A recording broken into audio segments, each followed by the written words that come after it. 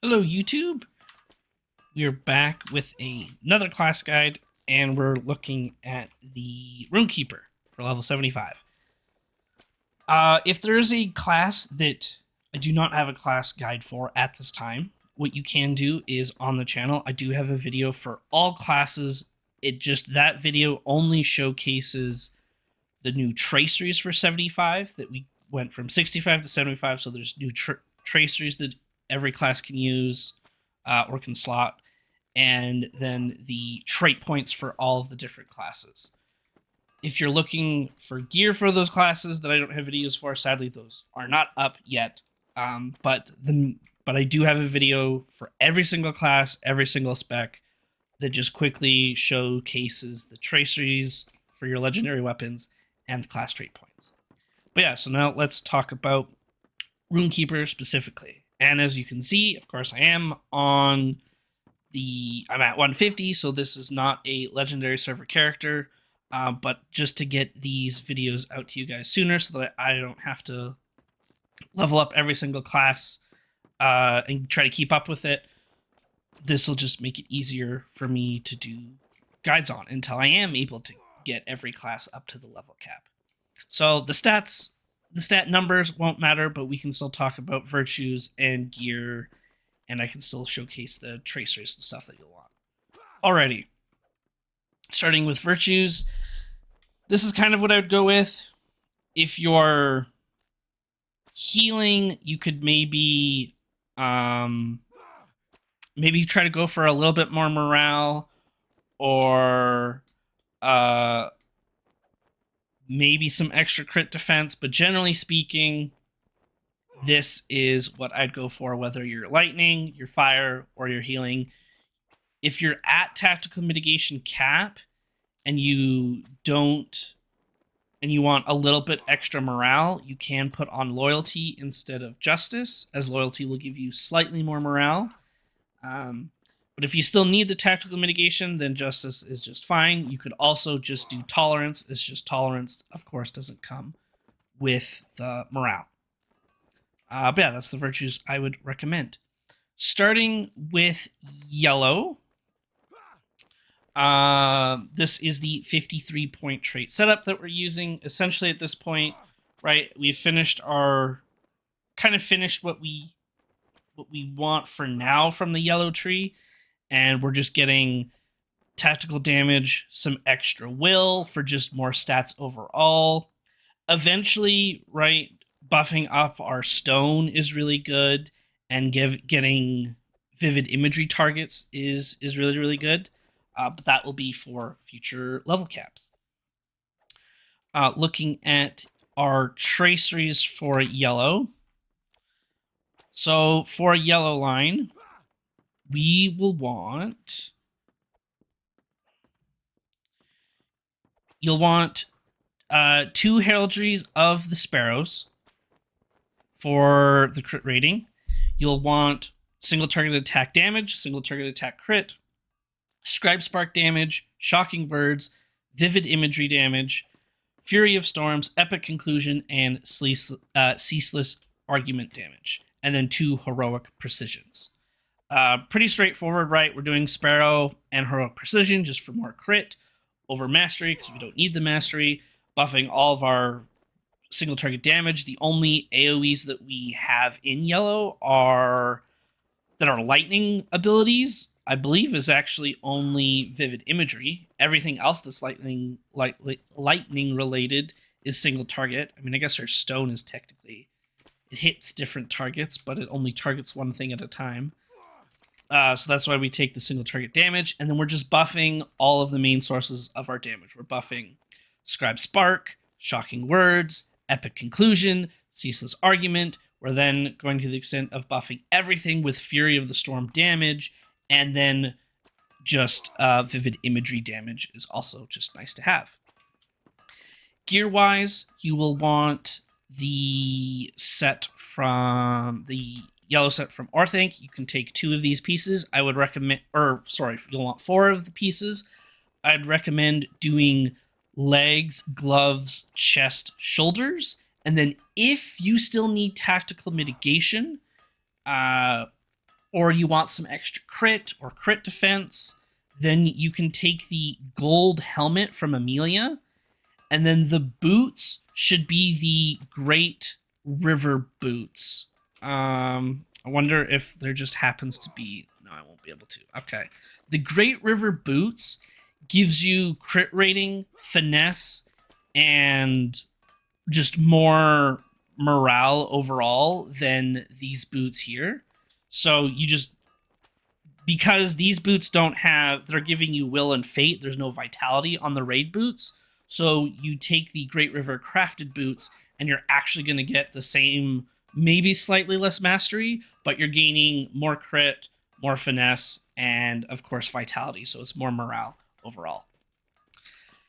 For the neck, you will want the tactical necklace, the jade and pearl necklace, which then turns into this gold one. Yes, it has outgoing healing. Even if you're not doing any healing, this is still going to be really good. It's giving you a lot of crit rating, still some tactical mitigation, and then just a bunch of morale. You won't need the mastery, and actually I don't even think there is a neck that will give you mastery anyways, because none of them give main stat. If you don't need the crit rating, then you could look at the tank necklace. I think it's the... Yeah, it's the Onyx and Emerald neck. It'll give you way more tactical mitigation and some crit defense. And then that would allow you to kind of... You don't need the Amelia's gold helmet if you don't want it. However, the crit rating overall is just better. And honestly... If you don't heal on Runekeeper, you probably should learn, just because the healing on Runekeeper is one super easy and it's super strong. So you're gonna want to go into healing at some point. So that's why this neck is just really good. I mean, if you absolutely despise healing and you're never gonna heal on your Runekeeper, no matter what, and you refuse to do it, then you don't have to take this neck. You could do the pure crit rating one. It's just the problem with that one is that it doesn't come with the tactical mitigation. And it's also less crit actually overall anyways. You're just gaining more mastery, which you don't even need. So truly just get the outgoing healing one. Even if you aren't healing, you're just going to benefit from it more. The cloak. Always take the tank cloak no matter what you're playing. It is the best cloak you can get. It is the best morale. It is the best mitigations. This is the cloak that you're going to keep at 85. There is no better cloak. You don't need anything from the wizard's cloak.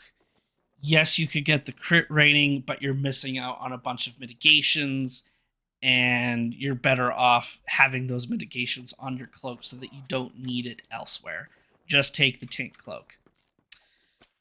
All right. I guess the rest of the gear or the jewelry can just be Great River stuff. There's a ring that comes from Roots. That's a lot. It's around 80 will, so there's a good ring there. The limelight stuff that you'll want is... So you kind of have two different options. If you want the most amount of morale, go with the Martyr's Fortitude set. Yes, it's might, and there's no main stat on it, but you don't need the finesse, and it's still gonna... you don't need the mastery, and it's still gonna give you some crit and some mits. It's just mostly for the morale, which is just really important to have as a light armor beat, especially for tier 2 Saruman, because you're just going to get chunked a lot in that fight. If you're not worried about morale, you're not looking at doing tier 2 Saruman, or you want something that's more DPS focused or more crit focused, you could do the Sage's Foresight. It's the most amount of mastery. It's the most amount of mits. It's the most amount of crit, and it still has finesse. You're just giving up 2,000 morale, essentially, for all those extra stats. So for overall stats, Sage's foresight is really good. It's just the morale is so important that's why I recommend the morale one first. But if you don't care about the morale, you're not doing the top tier content, or you're good with having both sets, then the Sage's set is a good DPS one to have. All right, moving on to, let's do fire quickly because it's basically going to be the exact same stuff. So you're going to have 2 extra. So this is 51 out of 53 points. And basically what you're looking at is, do you want extra physical mitigations to take yourself above the physical mitigation cap? Do you want to make your Firestone better? Or do you just want the extra crit chance? You could, if you really wanted to reduce the self-motivate cooldown, you could if you really wanted to, but it's not really needed. So yeah, it's just a matter of where you want to put the last 2 points. I mean, even then, you could remove another point from crit and like finish off your rock so that you can place it wherever you want. But yeah, so it's just kind of up to you on what you want to do with like your last 2 to 4 points kind of thing. The armor you'll want is the raid set, I believe. Yes, so you'll want the Orthanc raid set. Get the legs, the gloves, the chest, and the shoulders. Get the Great River crafted boots, and then you have the helmet for the Amelia set, or golden helmet, so that you can put on whichever essences you want, whether you need more tactical mitigation, you want more crit rating, you want just crit defense. You can get that armor, or you get the Amelia's armor piece, the helmet, and you can kind of put whatever you want in it. Just like Yellow Line, you will want the Ancient Jade and Pearl necklace. Yes, it has outgoing healing. Even if you're not doing healing, this is still really good. It's going to give you an insane amount of crit rating while also giving you tactical mitigation. If for whatever reason you don't want critical rating and you want more defensive stuff, you can do the tank necklace and get some crit defense. And it comes with more tactical mitigation, so it technically will free you up to have something else for your helmet rather than the Amelia helmet. But honestly, there's not, even if you're not healing, this Jade and Pearl necklace that turns into this necklace here is still really, really good. And then the Shimmering Cloak you'll want is the Protector's Cloak. Get the Tank Cloak. It is just the best cloak in the game. Honestly, they've not released a cloak this good in ever, and they probably, I don't think any other level caps have a cloak that's as good as that cloak, honestly, just because of the amount of defensive stats it gives you. The Limelight stuff, if you're worried about morale, do the Martyr's Fortitude set. If you need a little bit more of every other stat, you can do the Sage's Foresight. It's just about 2,000 less morale than the Martyr's Fortitude. So I think the Martyr's Fortitude in the long run is slightly better, just because as you get more mastery, as you get more mitts, as your crit slowly goes up with gear, Martyr's Fortitude is better. But if you need just kind of a little bit of everything, then the Sage's Foresight is the best way to go. So it's between those two. You can even get both, right? And then have one that you can swap on and off for different fights, depending on what you need. Okay, moving... Oh, wait, we didn't talk about Redline traceries. I almost forgot about that. Let's do that quickly. So Redline, you will want 2 Heraldry of the Sparrows, and you'll want Ascendant Flame to buff your flame or your fire damage, a damage over time crit, and damage over time, right? Just buff all of our dots. Rid of fire damage, distracting flame cooldown and damage, combustion damage, searing words damage, essence of flame damage, and wrath of flame damage over time. We're just buffing all of our fire skills at this point, And this is kind of where Redline almost is as good as Yellow. There's because the fights need to be a little bit faster and it's kind of a more burst related. Yellow Line is still slightly better or performs well, and it's more sought after still, just because of the type of fights. But Redline is now at the point where it's now starting to catch up to Yellow, so it's still really good. But in dungeons, Yellow is still better because bosses just fall over. In tier 1 raids, Yellow is still performing slightly better because bosses just fall over. Tier 2 is where the fights can go a little bit longer, which is where Redline can perform, but you want it to go as fast as possible, and a lot of the bosses are just about bursting them down. So that's where you want Yellow still. But we're really close to Red catching up to Yellow. All right, now we can talk about healing. So I've got the trait tree set up this way, where now we have 4 points left we can spend. You can put more into the rune to help your healing stone just do more healing. You could put points to give yourself more crit, more power. You could do one of each kind of thing. This is again a point where you can kind of just, it's up to you, right? These last few points, they're not super game changing. Maybe you just want all the crit, so you give yourself an extra 2% crit chance. It's totally up to you with those last few points on just where you want to spend stuff.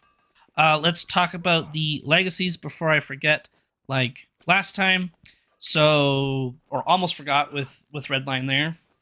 So you want to do Heraldry of the Bear, because 1, it comes with outgoing healing, and 2, Might gives outgoing healing and Will does not. So Might increases outgoing healing rating. Will does not increase outgoing healing rating. I really don't know why that's the case with Runekeeper, because you feel like it should, but it doesn't. So to get the maximum amount of healing, you want to do Heraldry of the Bear. And then you'll want healing over time criticals and healing over time in general. For the words of powers, you'll want heroic precisions to increase crit rating. You'll want word of exaltation cooldown and bubble potency, writ of health healing, epic for the ages healing, mending verse healing, bombastic inspiration healing, and of course, do not fall this day cooldown. Must have legacy. Those are the legacies that you'll want. For gear, I think we're good with the Orthanc one because the healing output. I couldn't remember if this was on the Orthanc one or the Dragox set, but no, this is the set that you'll want. And just like Yellow and Red, essentially go for the shoulders, chest, gloves, legs. The boots should be the Great River crafted piece, and then the helm can be the Golden Amelia's helm, so that you have essence slots to do what you want, whether you want more crit rating, crit defense, or you need more tactical mitigation. That's where you're going to get your tactical mitigation from. Get the Ancient Jade and Pearl necklace. Here is the gold version. This is the necklace that you'll want. It gives you outgoing healing rating, great crit rating, and some tactical mitigation. And this necklace you can use in your DPS specs as well. It's still really good for what it does. And then, of course, we'll want the Protector's Cloak. This is the best cloak that you could get. And it's the cloak that you'll keep at, I believe, at 85 as well, just because of how good it is. Get the Tank Cloak. There's no reason not to get it. And that will conclude Runekeeper. Hopefully you found this helpful. If you did, leave a like, leave a comment.